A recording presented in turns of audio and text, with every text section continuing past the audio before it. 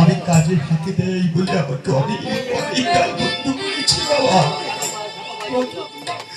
আমি পুরো ভাগ্যবান ভাগ্যবান বলে অনেক কাল বন্ধু করেছি বাবা।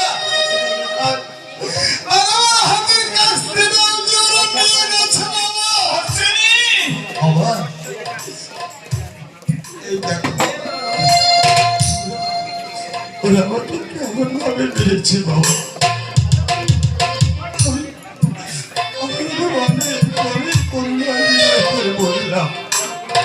কিন্তু আমার কোনো কথাই শুনলো না বাবা। এখন এখন আমাদের কি হবে বাবা? কি আর হবে? ওই শ্রীহরির উপর ভরসা রাখো বাবা। তিনি সব কিছু দেখেন। তার ইচ্ছা ছাড়া এই দুনিয়ায় কিছু হতে পারে না। যা হয়েছে ভালোই হয়েছে, আর যা হবে ভালোই হবে। এখন চলো আমরা ওই মহানন্দ পাগলের কাছে যাই। হ্যাঁ তাই চল বাবা, আমার গুরুদেবের কাছে আমি যাবো বাবা। হ্যাঁ তাই চল।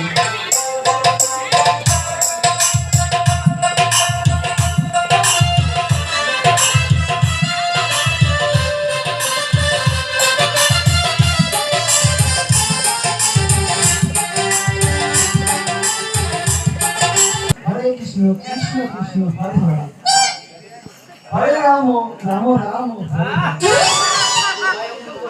এই তো আমার গুরুদেব আসবেন বলে কয়েকদিন আগে থেকে আমাকে 5-5খানা চিঠি পাঠিয়েছে। আর চিঠিতে লিখেছে কাল প্রভাত হতে না হতে সে আমার বাড়িতে পদার্পণ করবে। কিন্তু আমার গুরুদেব তো এখন এলো না। হরে কৃষ্ণ। কি করি তবে কি আমার গুরুদেব আসবে না?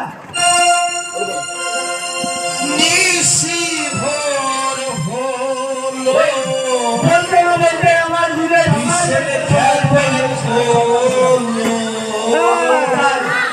আসছেন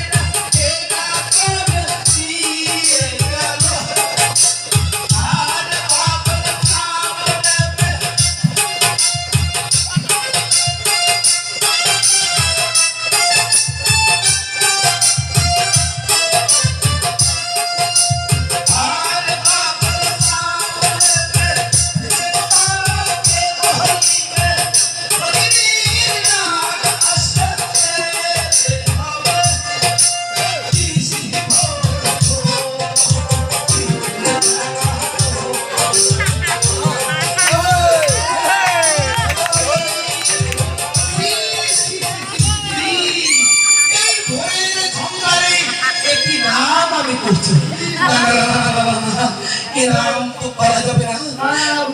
আমাকে এখন আমার রাধা গোবিন্দের নাম করতে হবে।